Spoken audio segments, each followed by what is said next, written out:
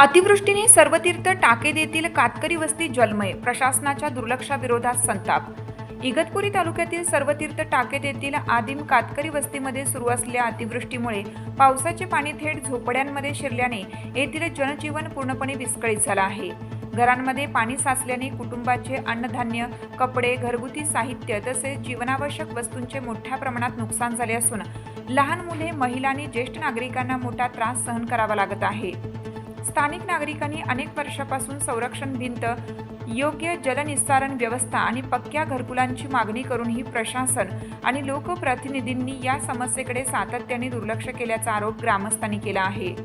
अतिवृष्टीच्या पार्श्वभूमीवर तालुका आपत्ती व्यवस्थापन विभागाकडून अद्याप कोणतीही प्रभावी मदत न मिळाल्याने नागरिकांमध्ये तीव्र नाराजी व्यक्त होत आहे।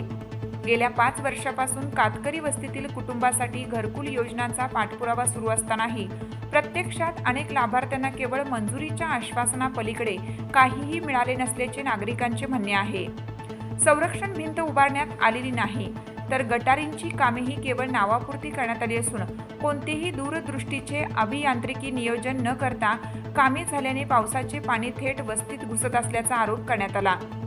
आदिवासी विकासासाठी उपलब्ध होणारा निधी हा प्रत्यक्ष गरजूंपर्यंत पोहोचण्याऐवजी ठेकेदार, संबंधित अधिकारी आणि काही स्वार्थी घटकांच्या टक्केवारीच्या राजकारणात अडकत असल्याची ही संतप्त प्रतिक्रिया स्थानिकांनी व्यक्त केली।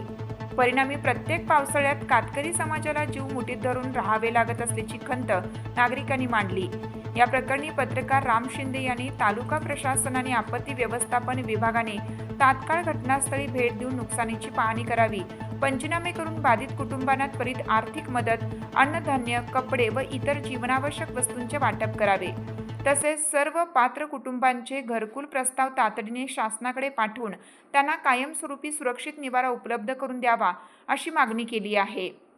तसेच भविष्यात अशा घटना टाळण्यासाठी कातकरी वस्तीत संरक्षण भिंत, शास्त्रोक्त पद्धतीने जलनिस्सारण व्यवस्था आणि आवश्यक पायाभूत सुविधा तातडीने उभारण्याची गरज असल्याचंही त्यांनी नमूद केलं आहे।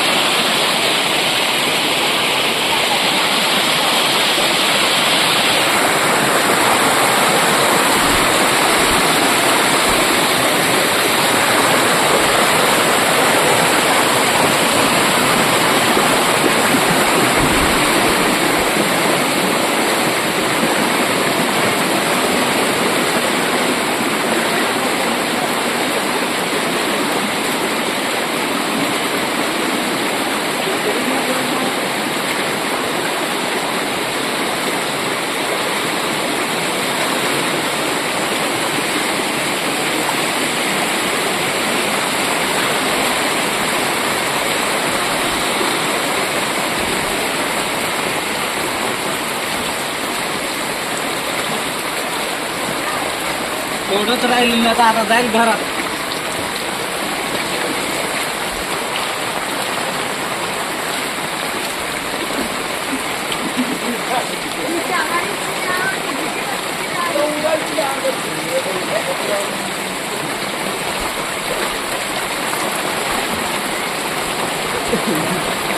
हे पहा कुत्रीचं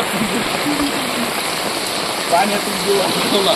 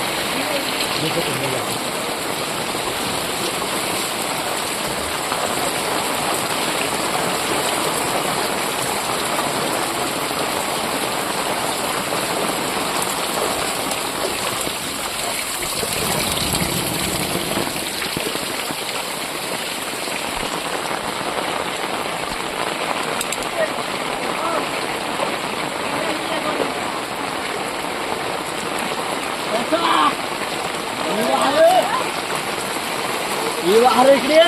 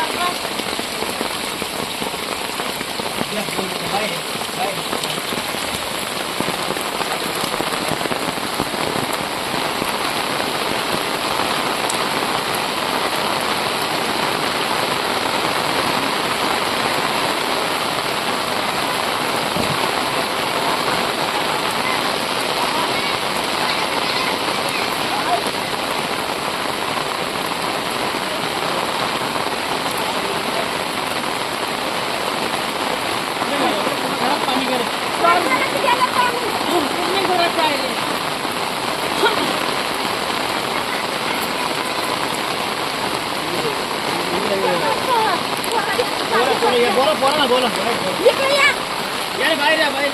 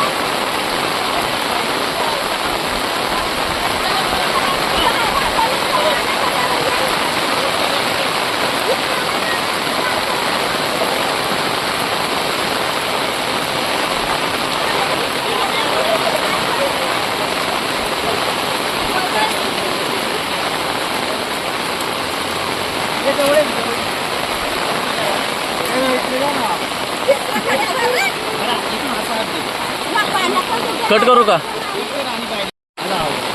इगतपुरी तालुक्यातील ग्रामपंचायत टाकेत बुद्रुक या ठिकाणी असलेल्या आमच्या कातकरी वस्तीमध्ये गेल्या अनेक वर्षापासून आम्ही ग्रामपंचायत प्रशासनाला, इगतपुरी प्रशासनाला, पंचायत समितीला पत्रव्यवहार केला होता. या सर्व जवळपास 48 कातकरी कुटुंबांना नव्यानं घरकुल मिळावे. घरकुल 4 वर्षापासून मंजूर आहे. त्यानंतर आज या ठिकाणी झोपड्याच आहे. घरकुल काही शासनाने अजून दिलेलं नाहीये. जागेच्या समस्या, ह्या समस्या, आता या ठिकाणी जागा ऑलरेडी आहे, या ठिकाणी लोक राहतात, मग या ठिकाणी घरकुलाचे पैसे द्यायला काय हरकत होते? ह्या सर्व आमच्या आदिम कातकरी लोकांनी घरकुलं बांधून घेतले. असं आज त्यांच्या घरात पाणी नसतं. आता या ठिकाणी रस्ता वगैरे केला, ठीक आहे, गटारीच्या नावालाच केला, त्या गटारीमधून पाणी पास होत नाही. पूर्ण कातकरी नगरच्या वस्तीतल्या सर्व घरांमध्ये आज पिण्याचं म्हणजे पावसाचं पाणी आहे. पिण्याचा पाण्याचा प्रश्न लांबच आहे, परंतु आज पावसाच्या पाण्यामुळे त्यांचं जनजीवन या ठिकाणी विस्कळीत झालंय. आज जर बघितलं या 4-5 वर्षापासून मी देखील एक सामाजिक कार्यकर्ता म्हणून या सर्व नागरिकांची या ठिकाणी प्रशासनाकडे बाजू मांडतोय, तर प्रशासन देखील आज गेंड्याच्या कातडीचं झालंय. आज अक्षरशः जीवन मरणाचा प्रश्न या ठिकाणी आमच्या कातकरी बांधवांचा या ठिकाणी उपस्थित झालाय. अतिवृष्टीचं पाणी पूर्ण वस्तीमध्ये गेलंय. आज बघितलं तर अक्षरशः लहान मुलांना अक्षरशः पशु पक्ष्यांना सुद्धा म्हणजे इथं वाचवण्यासाठी प्रयत्न होत आहे. मावशी, काय परिस्थिती तुमच्या या वस्तीमध्ये आपल्या? आमच्या वस्तीत असं आहे, जवळून घे, जवळून घे. मुलाला बसा जागा नाही, बाहेर निघा जागा, एवढं घरांमध्ये घुसलेलं पाणी. घेतलं. हा, बोल. ना आम्हाला निघता येत नाही, बसा एवढं घरांमध्ये पाणी आहे. फार बुडं आमचे घरं आलेत, आमचे पोरं पार पाणी मरा आलेत. आम्ही राहावं कसं, जगावं कसं? स्वतः येऊन पहा, आमचं खोटं असेल कुठून पहा, डोळ्यासामने येऊन पहा. फार आमची परिस्थिती कशी आहे. बरं मावशी, काय तुम्हाला शासनाकडून काय अपेक्षा आहे? आता नेमकं आपण इतके वर्ष पत्रव्यवहार करतोय, कोणी आपली दखल घेत नाही, काय नेमकं? आता फार कागदपत्र भरून घरकुलं मंजूर झाले तर मग ते घेतलीच नाही, तर त्यांना काय करावं? आणि आणि आम्हाला आता ही मारायला काल रात्रीपासून पाऊस पडतोय, नेमकं ही परिस्थिती काय? घरामध्ये बारीक पोरं बाळा तुम्ही कसं काय जगावं? कुठं राहावं, कुठं बसावं? आणि पाणी तुम्ही आमचे सगळे घुसून गेले. तुमच्या मदतीला या ठिकाणी कोणी आलं का आतापर्यंत? कोणीच नाही, कोणीच नाही. काका 2 मिनिटं, काका तुम्ही इकडे या. कालपासून बोलली तर कोणी येत नाही. हे नेमकं शासनाकडे आता काय मागणी? कोणी मदतीला आलं नाही. झोपडपट्टीमध्ये सगळं पाणी घुसलंय, नेमकं काय मागणी? आमची मागणी अशी आहे की आता आमची काहीतरी सरकारने सोय करावा. जर आमचे मुलं बाळं पाण्यात घरात बुडून मारायची पाळी आली तर आम्ही करायचं काय? कुठे जायचं आम्ही? कोणाकडे न्याय मागायचं आम्ही? मतदानापुरतंच आम्ही माणसं आहे का? बाजूच्या टायमाला आम्ही बनवलं आहे का? दुसरं मानलं आहे का? आम्ही पाण्या पावसात राहणार, पोरं लेकरं आमचं पाण्यात बुडून मरणार, घरदार पडणार. आमच्या मदतीला कोणी आमदार नाही का, खासदार नाही का, कोणी गावातला सरपंच नाही का, उपसरपंच नाही, कोणी नाही आमच्या मदतीला. म्हणजे आम्ही काय मतदानापुरतंच माणसं यांना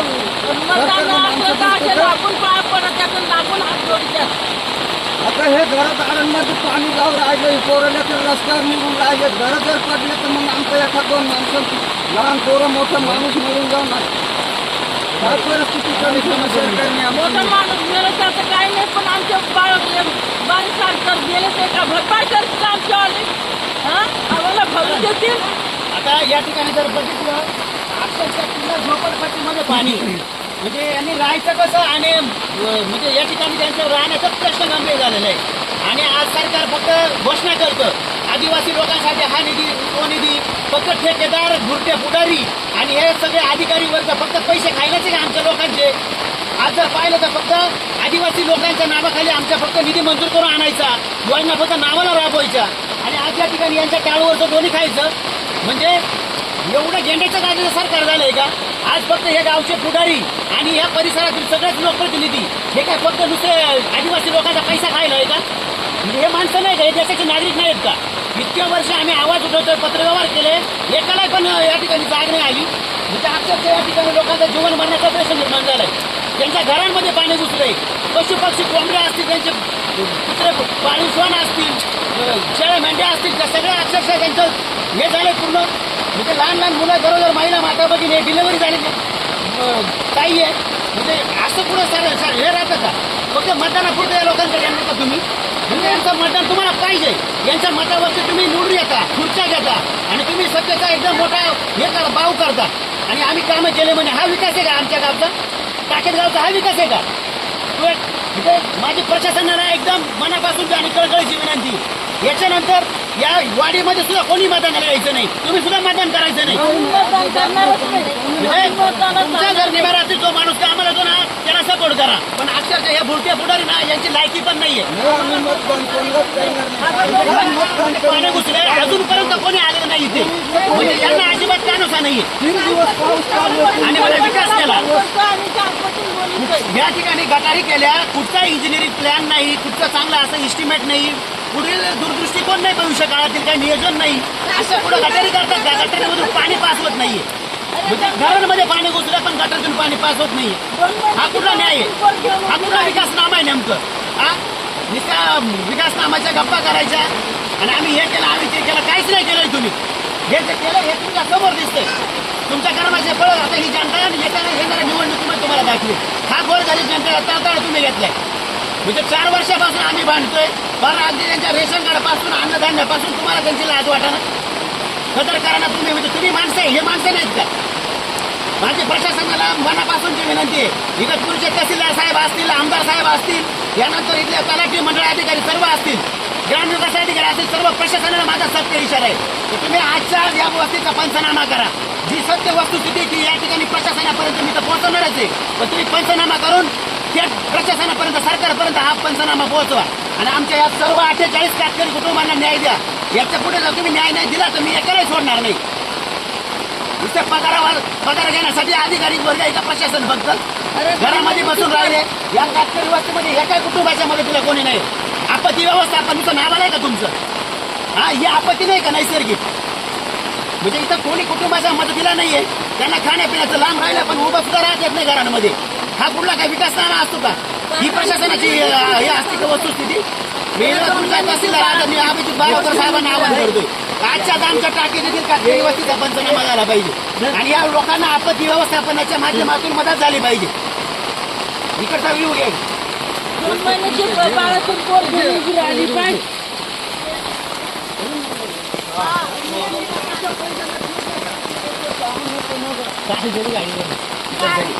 आता घरात पाणी जाईल रे. लोकांकरण परत